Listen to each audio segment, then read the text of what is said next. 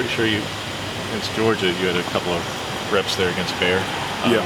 All right, so you see him this past weekend, and JPJ did as well, obviously on a bad leg too. Yeah.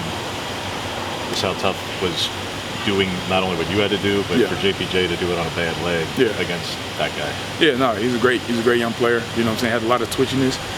Very strong player. Obviously, just having the SEC background in him.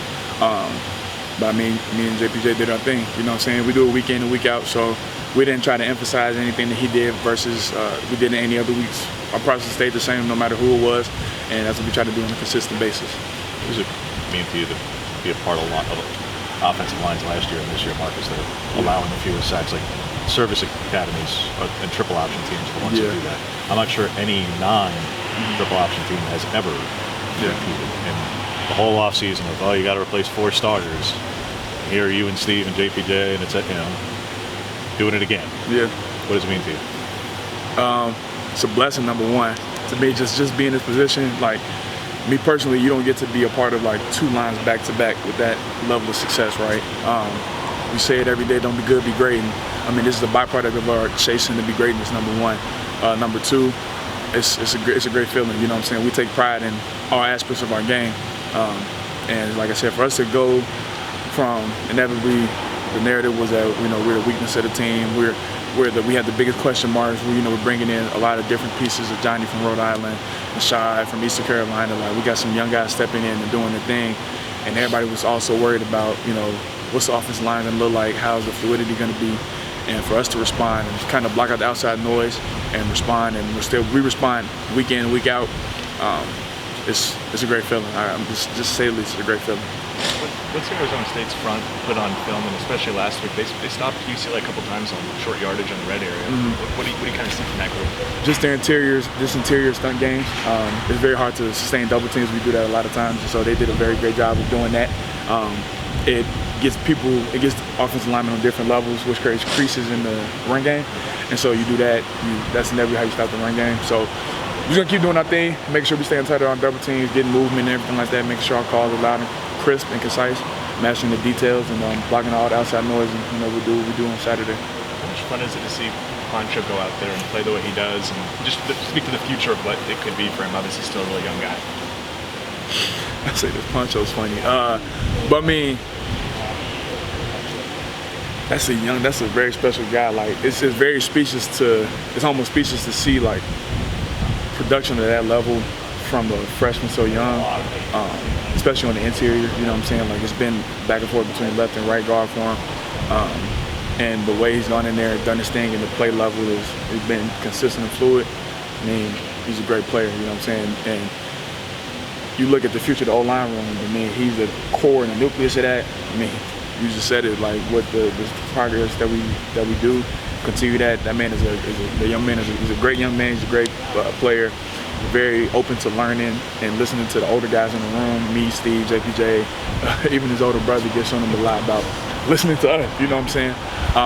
Just willing to be coached, and great energy guy in the room. Like, always coming in. You never see him down. You can tell he has a high standard set for himself. And I mean, you keep him in the room, and you keep more players like him in that room. It's a recipe for success, so, yeah. Was there like a wow moment when he first got here that you went, oh, okay? Because I'm not sure people expected him to make an impact quite as quickly as he has. Yeah, no, there was a couple plays that he made during fall camp that we were like, okay, this kid can really, be a contributing factor in his line. Poncho! Come here! But yeah, nah, this is, just in his maturation, just as a young guy. Come here, real quick, please. What up? His maturation as a young guy, he always stuck to me, you know what I'm saying? And honestly, just seeing him, like, just the way he was playing in fall camp, it was like, yo, like, this is stuff that I was getting in year 2, year 3, in the Merit Ball system, and then switching over to Clem, and to see him kind of come in fresh. You saw the bumps and bruises as a spring ball, but then when you saw him kind of iron out those wrinkles and do it again and just heighten his performance over the summer, I mean, it's a good guy. Yes, sir. Appreciate you, Mark. Get out here. But yeah, man, that's a great guy. Yeah. When you guys preach finishing, what is these Joe Moore weekly deals, and especially Grizz's one against Cal? Like, what do some of these finishes and that one in particular mean to this group? I mean, again, it's a byproduct of our hard work. You know what I'm saying? We preach that every day after practice. Like, obviously, that level of aggressiveness that Grizz did versus Cal, we can't do that in practice. But I mean, something as small as just bursting 5 yards after the ball is thrown, or after the ball is like handed off to whoever the running back is.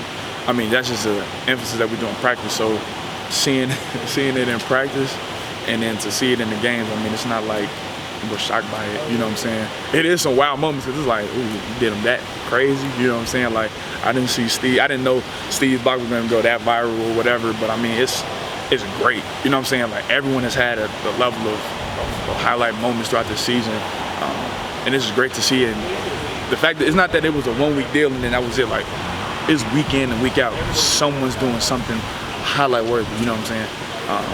And it's just great to see, you know what I'm saying? So it's, it's blessed. Like, it's a blessing. That's all I can really say. Like, it's blessed, really. You play next to JPJ every time. Yeah. Where has his growth come game one till now? I mean, he played a lot last couple of years, so playing's not new to him. Yeah. But just he's taken that role and has become one of the best centers in the country. Yeah. What can you speak to his development and his progress? His care factor is very, very, very big. Not just for himself, but like for the 5 guys like across the line, and even just to the younger guys that are behind him, looking up to him. And so, my biggest thing for him was like you're a great player. Like, we see it obviously. Just the vocalization of like, dude, you have a voice. You feel me? Like, go out there, and if someone's messing around and goofing off, like, say something. You know what I'm saying? Like, me, Steve, Ope, and whoever are the other leaders in the O-line room, like, we aren't the only guys that are. And honestly, no one is like the single voice in the room that like is the complete hierarchy. Like, everyone has a voice in that room. So it's like yes, you have the accolade. You know what I'm saying? You have all these different things. Like, great. Don't not say something. You know what I'm saying? Because Poncho could benefit from it. I could benefit. Just anybody can benefit from it. So just to see him like just getting comfortable with that, like, he doesn't have to shy away necessarily from it, and just embracing it and just getting comfortable speaking is where I've seen the maturation from him from week 1 to week just to now. You know what I'm saying? He's really embracing it, and I mean, we love him for it. You know what I'm saying? Like, it's a well-knit group, and having him at the center of it is a great feeling. We heard last year Alex was so good at the checks and seeing everything on film. Yeah. How has Jackson gone about? Yeah. Is it similar? Is it different? It's all of us make those same reads, obviously, right? Alex was just very much, for me personally, was the first person I've ever seen it and check it in game. Obviously, we're in the system the second year around, obviously, so we have a lot more. We have a level of comfortability. All 5 of us, all 6 of us, have a level of comfortability showing safety rotation, all these different things that we look in film review. Excuse me. And so we're all comfortable making those same level of calls. So, and that's a product of foresight and his mentoring us when we were younger guys. So we could just keep carrying on that legacy of just high IQ O-line play here at Oregon. And so just to see that we're all sharp, we're all crisp, concise, and I mean, again, this is a stat to be proud of. We're like fewest in sacks, obviously, and film review and film has a lot to do with that. You know what I'm saying? So shout out to Alex, shout out to all them older guys. Like, it's paying off, y'all boys. All right, thanks, Marcus. Yep.